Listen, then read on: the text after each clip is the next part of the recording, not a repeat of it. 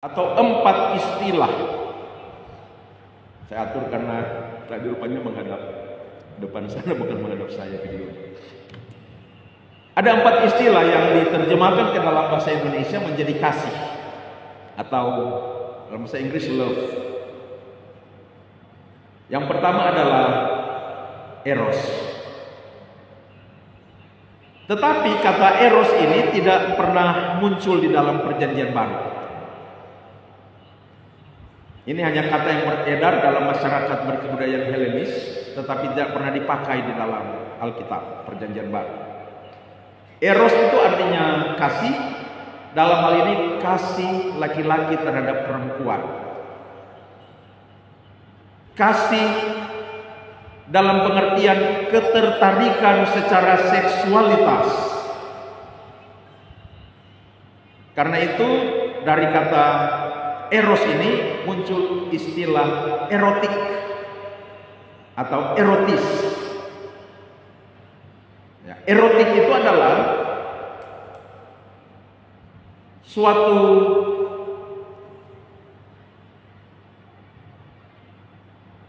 gerak-gerik yang sifatnya merangsang secara seksual, itu erotis. Jadi suatu perilaku yang menstimulir bangkitnya seksualitas seseorang, itu erotis. Lalu istilah yang kedua ialah phileo atau philia, artinya kasih persaudaraan atau kasih persahabatan. Nah, itu muncul di dalam teks kita. Nanti di ayat berapa itu ada tentang mengasihi sebagai saudara. Itu dipakai istilah Philadelphia dari kata phileo, itu artinya kasih persaudaraan, kasih persahabatan. Ya, persaudaraan disebut istilah persaudaraan, tetapi bukan dalam pengertian ada hubungan genetik, hubungan darah, bukan persaudaraan seperti itu. Atau dengan kata lain, phileo atau philia ini adalah teman rasa saudara. Kita mungkin sering mendengar ya ungkapan itu di mana-mana. Teman rasa saudara. Kurang tarik itu kita petamang ini tuh rasa saudara daripada tuh kita pe anak bersaudara di sana. Itu phileo. Kasih persahabatan, sehingga oleh karena kentalnya persahabatan itu, oleh karena ya ada istilah lain juga, besti, ya, besti. Kedekatan di dalam persahabatan sehingga membuat terjadinya interaksi yang saling membangun, saling membantu, saling peduli, saling menasehati, saling koreksi, saling kritik untuk membangun kehidupan yang lebih baik. Nah, ini phileo, kasih persahabatan, teman rasa saudara. Di kolom berapa itu ada slogan itu. Lalu yang ketiga, istilah storge. Itu kasih karena ada ikatan darah, ikatan kekeluargaan atau kasih kekeluargaan. Seperti orang tua yang mengasihi anaknya, anak yang mengasihi orang tuanya, oma opa yang mengasihi cucunya, cucu mengasihi oma opanya, kakak yang mengasihi adiknya, adik yang mengasihi kakaknya.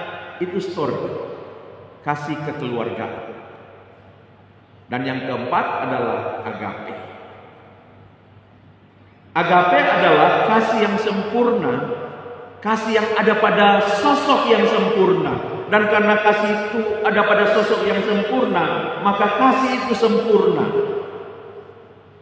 Dan kasih yang sempurna itu adalah kasih yang tulus, kasih yang rela, kasih yang aku mengasihi engkau bukan karena engkau layak dikasihi, meskipun engkau tidak layak dikasihi, engkau layak dihukum, tetapi aku mengasihi engkau.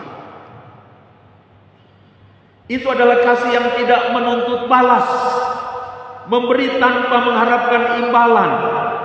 Itu adalah kasih yang murni, kasih yang tanpa syarat, kasih yang rela berkorban demi kebaikanmu, meskipun untuk kebaikanmu aku menderita.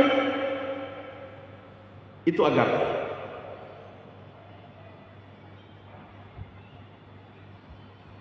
Nah, jadi kata kasih pada ayat 9 ini dia tulis dengan istilah agape. Nah, karena itulah kemudian disertai dengan kalimat jangan pura-pura. Kasih itu jangan pura-pura. Ya, karena natur dari agape itu memang tidak akan pernah pura-pura. Jadi akan ketemu itu bukan kasih kalau pura-pura. Kata pura-pura itu dari bahasa aslinya, bahasa Yunani, hupokritos. Dari kata hupokritos itu kemudian muncul istilah populer, hipokrit, yang artinya munafik. Kasih jangan munafik. Munafik itu bagaimana? Di depan memuji-muji, di depan mengatakan hal-hal yang baik, tetapi di belakang dia menusuk. Itu munafik, hipokrit. Di depan memberi hal-hal yang baik, tetapi di belakang dia menjatuhkan, dia menghancurkan, dia menebar cerita-cerita yang bohong, yang menjatuhkan, yang melemahkan, yang menghancurkan. Itu hipokrit, munafik. Seorang teolog yang bernama Matthew Henry, dia berkata, saya pikir kemunafikan itu adalah melakukan perbuatan iblis dengan menyamar sebagai Allah. Matthew Henry mengatakan itu, melakukan perbuatan iblis dengan menyamar sebagai Allah. Ada satu teolog lagi yang saya sudah lupa namanya. Dia berkata begini, saya lebih menghormati orang ateis yang jujur daripada orang Kristen yang munafik. Bayangkan saudara-saudara. Bukan berarti ateisme itu boleh kita terima. Tentu kita menolak ateisme. Tetapi katanya jauh lebih terhormat orang ateis yang tulus dan jujur daripada orang Kristen yang munafik. Jika kemunafikan itu hadir di tengah-tengah satu persekutuan jemaat, hadir di tengah-tengah satu persekutuan kolom, hadir di tengah-tengah satu persekutuan masyarakat, maka bayang-bayang kehancuran telah berada di belakang dari persekutuan itu.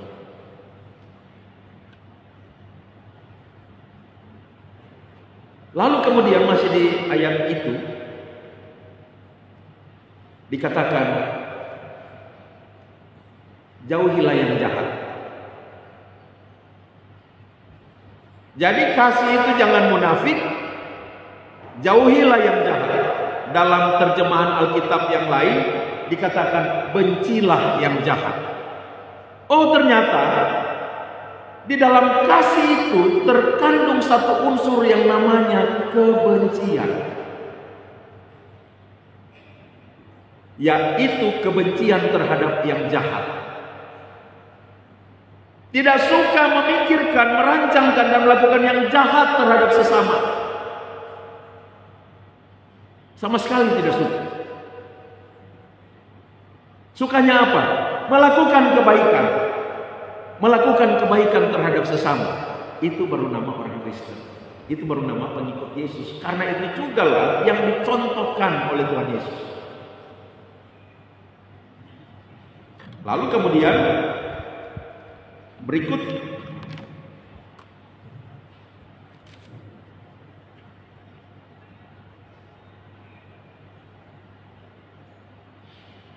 hendaklah kamu saling mengasihi sebagai saudara. Hendaklah kamu saling mengasihi sebagai saudara. Ini yang disebut dengan Philadelphia, kasih persaudaraan. Itu tadi teman rasa saudara. Enak sekali kalau dalam persekutuan kita sebagai jemaat, tiap orang memiliki hubungan pertemanan yang baik, memiliki fileo satu terhadap yang lain, sehingga menjadi teman rasa saudara. Enak sekali kolom yang seperti itu. Enak sekali jemaat yang seperti itu. Enak sekali kalau penatua dan diaken memiliki fileo, teman rasa saudara. Tapi bayangkan kalau pelayan, penatua dan diaken terlihat memiliki relasi tetapi hanya formalitas. Nampak sekali di dalam hatinya hubungannya sedemikian jauh, tidak ada fileo.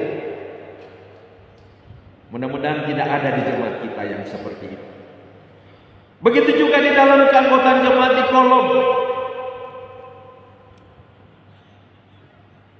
Setiap anggota jemaat yang memiliki fileo, kasih persaudaraan satu dengan yang lain, sehingga saling peduli, saling membantu. Begitu dengar ada yang sakit, cepat-cepat pergi mendoakan. Begitu dengar ada yang membutuhkan bantuan, begitu cepat datang memberi bantuan. Apabila ada yang salah, datang memberi teguran yang nyata, lebih baik daripada kasih yang tersembunyi. Memberikan koreksi, memberikan arahan satu dengan yang lain. Dengan kata lain, apabila kita menerapkan fileo, kasih persaudaraan, Philadelphia, maka suatu persekutuan jemaat akan menjadi persekutuan yang kondusif untuk pelayanan yang berkualitas terwujud dan untuk pertumbuhan iman yang signifikan terjadi. Karena itu kemudian dikatakan, tekunlah melayani, tekunlah berdoa, tekunlah beribadah, dan seterusnya. Saya tidak akan bahas.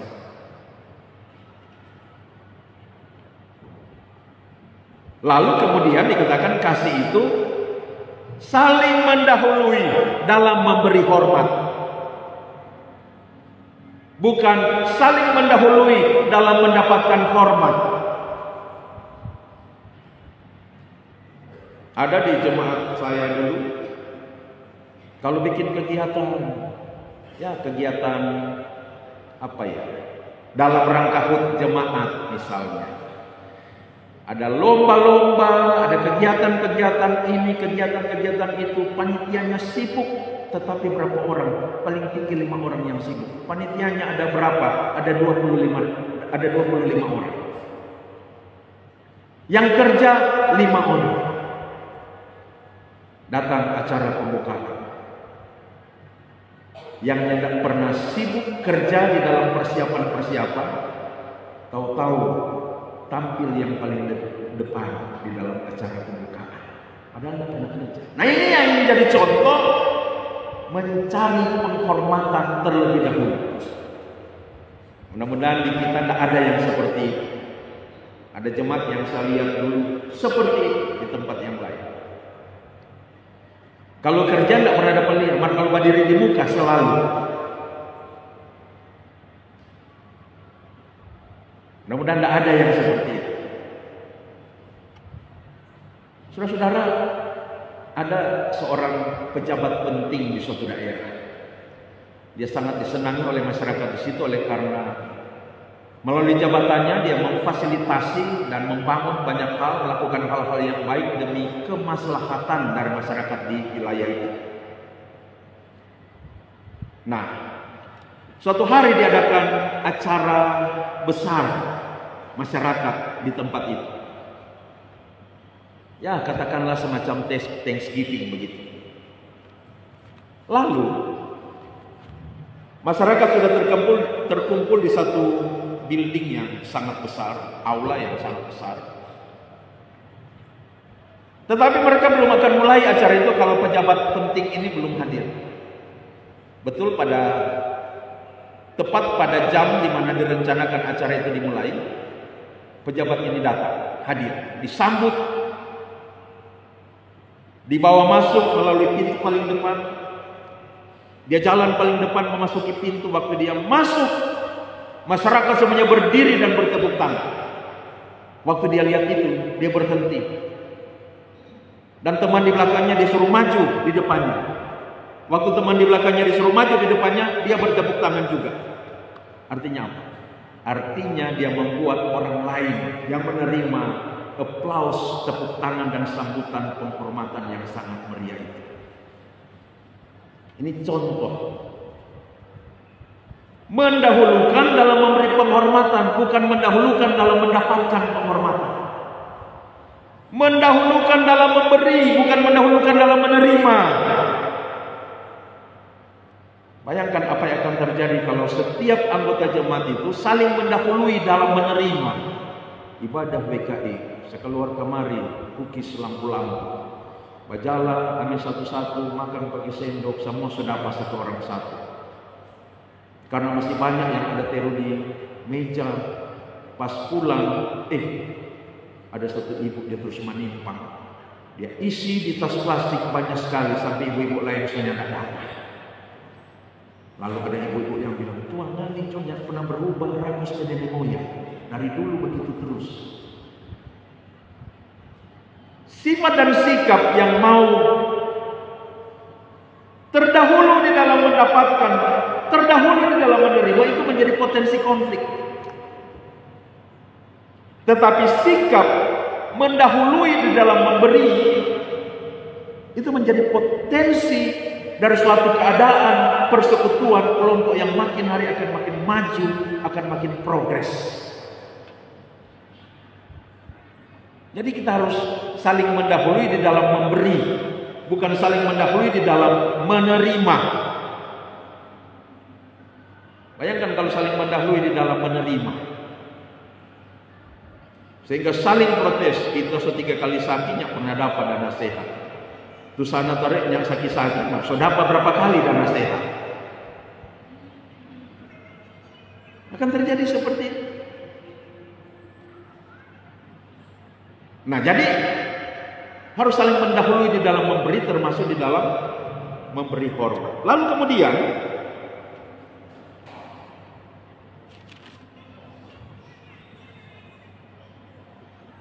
bantulah dalam kekurangan orang-orang kudus dan usahakanlah dirimu untuk selalu memberikan tumpangan. Ini bagian dari kasih persaudaraan tadi, yaitu kasih terhadap sesama. Meskipun tidak kenal, bantu. Oleh karena tergerak oleh kasih terhadap sesama. Jadi ternyata orang-orang berkekurangan, orang-orang miskin itu sudah merupakan fenomena sosial sejak dulu, bukan nanti sekarang. Dan firman Tuhan mengajari kita untuk membantu apabila ada orang-orang miskin di tengah-tengah kita. Miskin di sini dalam pengertian pertama, tidak dapat mencukupi secara layak kebutuhan dasariahnya, seperti apa makan, seperti apa tempat tinggal. Karena itu juga dikatakan berilah tumpangan kepada mereka yang tidak punya. Jadi kita dapat mewujudkan ini pertama secara formal lewat program, ada subsidi-subsidi untuk mereka yang kemiskinannya itu sangat tragis, sehingga makan saja nggak bisa 2 kali dalam sehari, mungkin 1 kali itu juga untung-untungan kalau bisa. Kemiskinan ekstrim,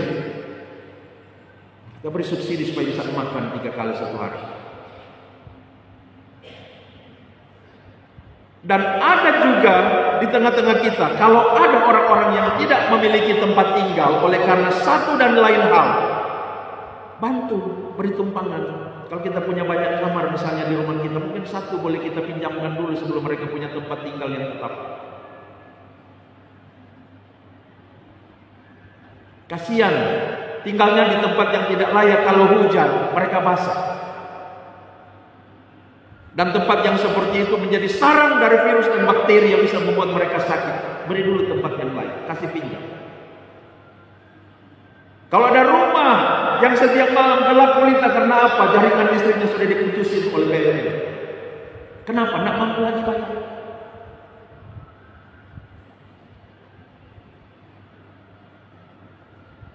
Ya kita sebagai orang percaya yang ada di samping kanan, yang ada di samping kiri atau di muka, di belakang. Oh jadi PLN selesai putus, mari ambil kabel dulu, sambung biar cuma 2 titik lampu di dalam rumah. Kita bantu saudara-saudara. Ya secara formal ya mungkin subsidi dulu dari kas organisasi atau kas jemaat. Tetapi kita juga bisa melakukan, oh enggak usah keluar dari kas jemaat, dari kita dulu. Nah, bisa ada inisiatif yang seperti itu. Kebetulan banyak berkat. Saya yang tanggung dulu urusan makan mereka sambil mencari dan mengupayakan diakonia yang transformatif.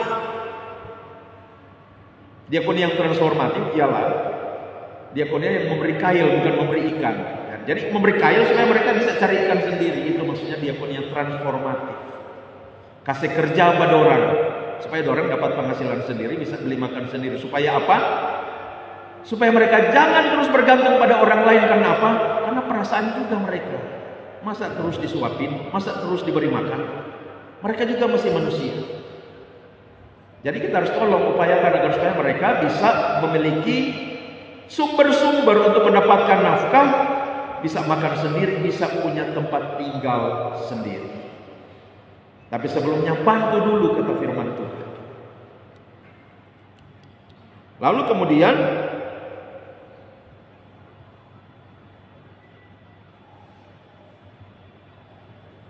bersukacitalah, ayat 15. Dengan orang yang bersukacita dan menangislah dengan orang yang menangis. Saudara-saudara, ada seorang teolog juga. Dia berkata begini. Allah telah menciptakan di dalam diri kita kapasitas kasih yang sangat besar. Sehingga oleh kapasitas itu maka kita dapat bergembira dengan orang yang bergembira dan menangis dengan orang yang menangis. Tetapi sayang sekali, kapasitas kasih yang besar ini terkunci di dalam kotak yang namanya cinta diri. Sehingga sulit bagi kita untuk bersukacita dengan orang yang bersukacita, menangis dengan orang yang menangis. Contoh bersukacita dengan orang yang bersukacita. Tetangga beli mobil, kita lihat, ada mobil baru. Datang, selamat sore, ini oto baru, luar biasa, selamat ya. Kapan-kapan kalau ke Mantos ajak-ajak dong, merasa tuh oto baru. Gembira sekali dia karena tetangganya beli mobil, biar dia belum punya mobil. Ini yang namanya bergembira dengan orang yang bergembira. Tapi ada orang tetangga baru, tetangganya beli mobil baru, dia sewot.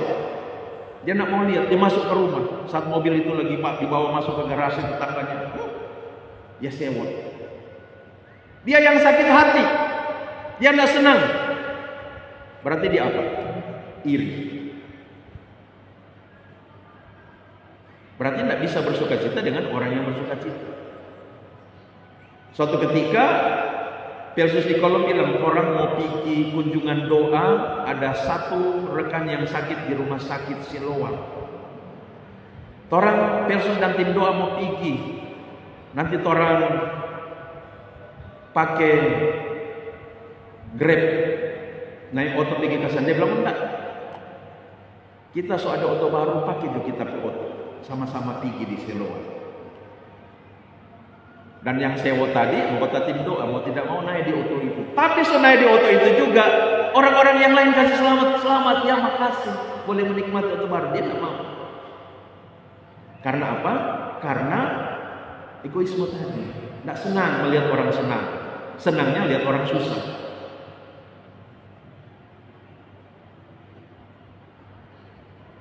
Menangis dengan orang menangis. Contoh, teman dalam pergumulan, kita datang ikut sedih, kita lihat dia nangis, kita ikut nangis. Sabar ya, pasti lewat. Berdoa, pasti lewat. Tuhan tolong. Mari orang berdoa sama-sama, doa sambil nangis. Itu menangis dengan orang yang menangis. Ada rekan seiman yang berduka karena kehilangan, datang turut berduka cita ya. Sudah, jangan nangis. Pasti Tuhan tolong bisa melewati hari-hari duka ini. Maka dia merasa meskipun dia bergumul, dia bersedih, dia menangis, dia tidak sendiri. Senang sekali merasa ternyata dia tidak sendiri, saudara. Tapi sekarang di mana-mana, saudara-saudara, coba lihat. Ada duka, ada orang mati. Ibadah penghiburan. Selesai ibadah penghiburan, musik mengiringi lagu-lagu masih rohani. Tunggu setengah jam, mulai ganti dengan rohani. Tunggu sedikit, ganti dengan line dance. Ibu-ibu, bapak-bapak mulai turun line dance atau caka-caka atau apa lagi namanya.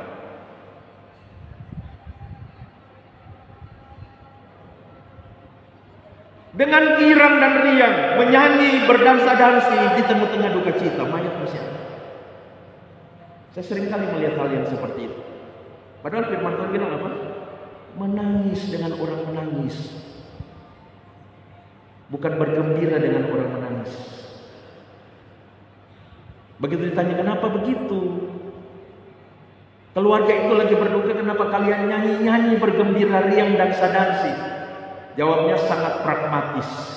Kan kita lagi menghibur keluarga yang berduka. Siapa bilang engkau sedang mengekspresikan kesenanganmu pribadi, kebahagiaanmu secara pribadi, kegembiraanmu secara pribadi di tengah-tengah duka cita orang lain?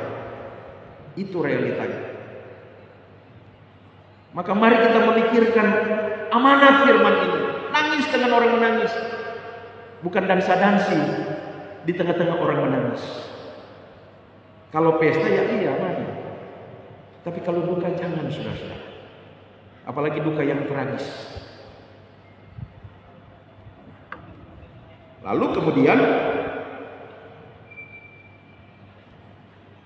hendaklah kamu saat sepikir, ayat 16. Dalam hidupmu bersama janganlah kamu memikirkan perkara-perkara yang tinggi, tetapi arahkanlah dirimu kepada perkara-perkara yang sederhana. Jangan menganggap dirimu pandai. Jangan memikirkan hal-hal yang tinggi, jangan mempercakapkan hal-hal yang tinggi, jangan PT-PT bintang kaki senyanda injak kaki, senyanda injak tanah. Karena apa? Kesombongan yang keterlaluan. Bicara PT-PT bintang. Tunjukkan profil yang sederhana, low profile, rendah hati. Jangan merasa diri pandai. Bayangkan kalau kita semua di sini merasa diri yang paling pandai, merasa diri paling tahu, merasa diri paling hebat. Itu yang dalam istilah lain, sok pandai, sok jago, sok tahu, sok hebat. Kong semua begitu, berarti jadinya baku tunjung pandai, baku tunjung jago, baku tunjung tahu, baku tunjung hebat. Apa yang terjadi? Akhirnya baku tindis. Akhirnya baku marah. Akhirnya baku ancur. Itu yang akan terjadi. Karena itu, wujudkan hidup yang low profile, rendah dalam bertutur kata, dalam berpenampilan, termasuk dalam bergaya. Biar banyak tuh gelang, kalung, emas berkilo-kilo, yang tidak usah terlalu kasih tunjuk. Kenapa? Saya sudah katakan tadi, satu komunitas masyarakat, satu komunitas jemaat itu terdiri dari tingkatan sosial yang berbeda-beda. Kalau kita pasang harga tinggi, yang di bawah tidak bisa menyatu dengan kita. Tapi kalau kita pasang rendah, orang tahu juga kita tinggi. Maka semua kalangan bisa menyatu dengan kita. Orang-orang bisa merasa menyatu dengan kita. Tidak ada jurang pemisah. Itu maksudnya, saudara. Sehati sepikirnya, selaraskan pikiran kita. Perbedaan itu bukan potensi untuk konflik, tetapi perbedaan itu adalah kekayaan. Maka mari bicarakan perbedaan. Bicarakan berdasarkan kasih untuk mencari permufakatan dalam rangka kemajuan bersama dan hidup damai bersama. Itu maksudnya. Nah, jadi ini nasihat-nasihat praktis tentang bagaimana membangun dan memelihara kehidupan damai secara bersama. Nah, sekarang kita masuk pada nasihat-nasihat praktis dalam kelompok-kelompok nasihat yang kedua, yaitu tentang bagaimana kalau perseteruan, permusuhan, perselisihan, pertikaian terjadi.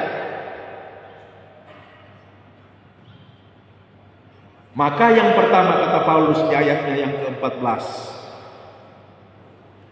berkatilah siapa yang menganiaya kamu, berkatilah dan jangan mengutuki. Saudara-saudara, dalam konteks umat Kristen di Roma waktu itu, yang menganiaya mereka siapa? Satu, penguasa Roma, yang kalau mendapati ada orang-orang, ya termasuk orang Kristen tentunya, yang tidak mau sujud menyembah pada patung kaisar, akan ditangkap, akan dianiaya, bahkan akan dibunuh.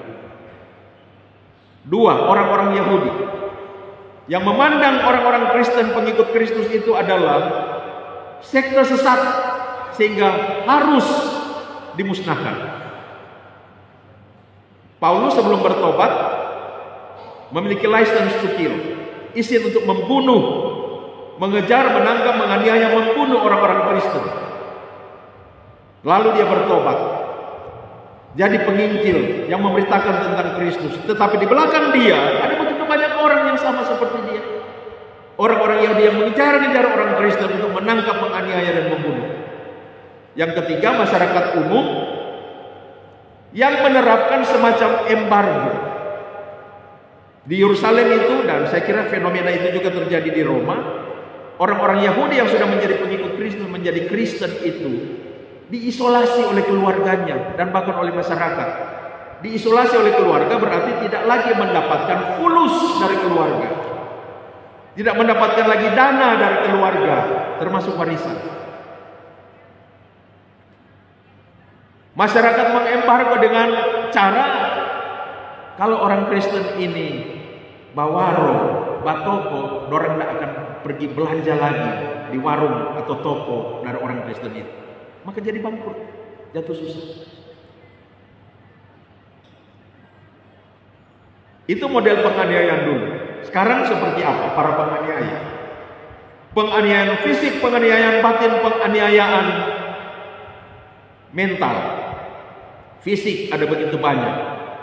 Orang-orang yang tega-teganya melukai orang lain, memukuli orang lain, yang tidak ada salah apa-apa, dorang dolak, dorang pukul, dorang tikam, mati sia-sia padahal tidak melakukan gangguan atau kesalahan apapun. Banyak sekali. Dan bahkan orang terdekat pun ternyata bisa menjadi penganiaya. Suami yang memukuli istrinya sampai babak belur. Barusan ada suami yang membacok istrinya sampai mati. Penganiayaan mental, kata-kata istri yang seringkali merendahkan, menghina suami. Sakit sekali.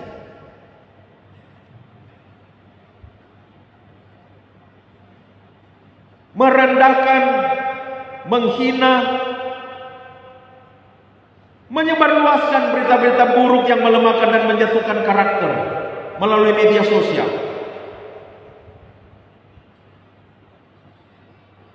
Dan kalau kita mengalami perbuatan-perbuatan jahat seperti itu, firman Tuhan ajari apa? Berkati, jangan mengutuk. Jadi konkretnya berkati itu apa? Doakan. Satu, doakan. Doakan supaya Tuhan menolong mereka, beranugerah kepada mereka supaya mereka sadar dan bertobat, supaya selamat.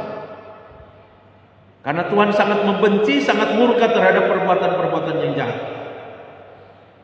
Yang kedua, berusaha mencari kesempatan yang tepat untuk berbuat baik kepada mereka. Ini sangat sulit pasti. Akan tetapi ini amanat. Amanat dari Tuhan, dari firman-Nya. Maka kita harus coba, kita harus berusaha untuk mewujudkannya.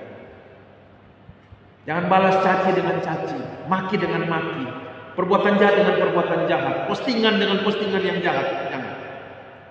Diam aja. Kalau perlu, kalau balas dengan kebaikan, kata firman Tuhan tadi. Kalahkan kejahatan dengan kebaikan.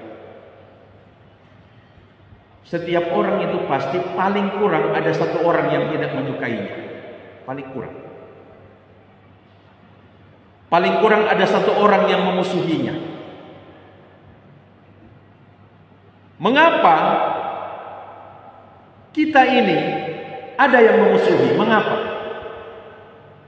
Jawabnya, karena kita adalah manusia terbatas, tetapi kita juga adalah orang yang punya kelebihan.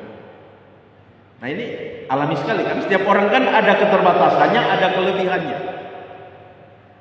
Keterbatasan membuat kita seringkali salah dalam berkata, dalam bertutur, dalam berposting, sehingga orang marah, memusuhi kita. Keterbatasan. Atau mungkin keterbatasan secara fisik. Saya seringkali melihat ada orang, dulu di sekolah saya ada teman saya yang kakinya X. Teman-teman yang lain di sekolah panggilnya dia X, padahal namanya bukan X. Hanya karena kakinya X. Dibully. Yang satu kakinya O. Disebut namanya O. Kalau ada orang dua kasih yang baku bawah, ada orang panggil, halo XO. Kasihan sekali dibully. Jadi keterbatasan itu mengandung potensi untuk dimusuhi. Tapi juga kelebihan yang ada pada kita mengandung potensi kita dimusuhi. Karena apa? Karena iri hati yang ada pada manusia yang hatinya dikuasai oleh dosa. Kelebihan itu mengandung potensi untuk kita dimusuhi. Jadi ini jawabannya, mengapa kita dimusuhi? Mengapa kita punya musuh? Tapi ada jawaban yang kedua, yang lebih religius.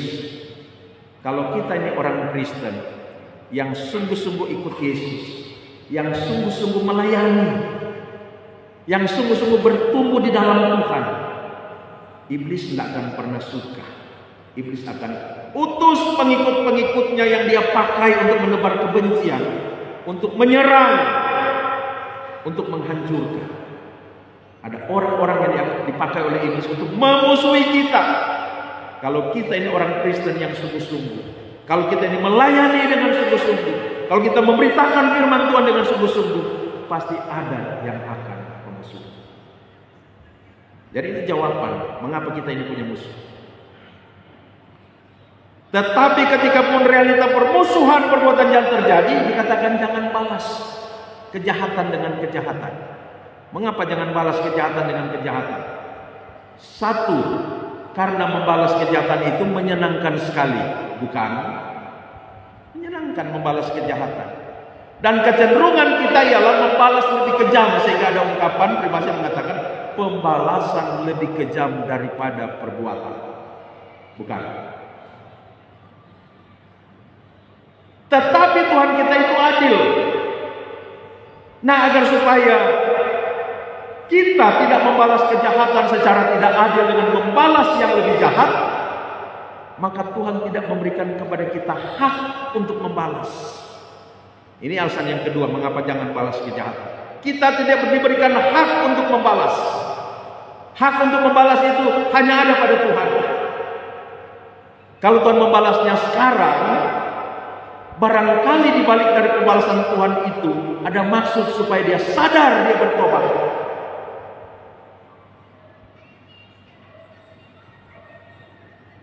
Tapi kalau Tuhan tidak balas sekarang, nanti balas pada hari penghakiman. Nah ini yang bahaya. Berarti tidak ada kesempatan lagi untuk bertobat. Penghukuman kekal nanti.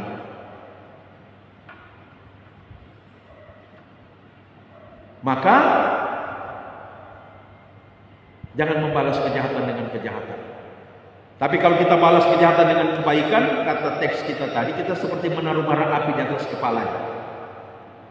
Jadi itu sebenarnya merupakan sebuah ilustrasi di mana ada kebiasaan dalam masyarakat Mesir kuno. Kalau ada orang yang pengadilan mendapati dia melakukan kesalahan yang cukup fatal, dia harus menyatakan pengakuan, penyesalan, permohonan ampun di depan masyarakat luas dengan cara ambil kain, gulung, taruh di atas kepala, lalu ada loyang yang diisi bara api yang banyak, dia junjung di atas kepalanya beralaskan kain itu sebagai simbol api kemarahan saya, api kelakuan saya yang mengakibatkan orang lain dirugikan, orang lain menderita. Sekarang saya sadari, saya keliru, saya menyesal, saya mohon ampun. Jadi itu tradisi masyarakat Mesir kuno, diangkat oleh Paulus jadi ilustrasi karena orang-orang Romawi mengenal tradisi itu. Jadi kalau kita membalas kejahatan dengan kebaikan, kita sebenarnya sedang mengupayakan agar supaya orang itu menyadari, menyesali perbuatan jahatnya kepada kita dan kemudian bertobat. Nah, jadi ini saudara-saudara, nasihat-nasihat pada kelompok nasihat praktis tentang bagaimana menyelesaikan masalah dan persoalan. Bayangkan kalau kejahatan terus dibalas dengan kejahatan, kapan perdamaian akan terbit? Maka balas kejahatan dengan kebaikan. Kalau kita menerapkan prinsip-prinsip nasihat-nasihat praktis yang diajarkan oleh kitab suci kepada kita saat ini, dalam hidup kita bersama yang diwarnai dengan rupa-rupa perbedaan ini, dengan rupa-rupa konflik, permusuhan, pertikaian, maka kehidupan yang diwarnai dengan perdamaian dalam kebersamaan pasti akan dapat terwujud. Terpujilah Kristus. Amin.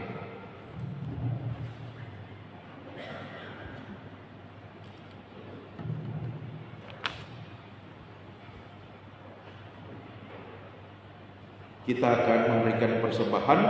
Marilah kita mempersembahkan persembahan kita kepada Tuhan sambil menyanyikan bawa bersembah.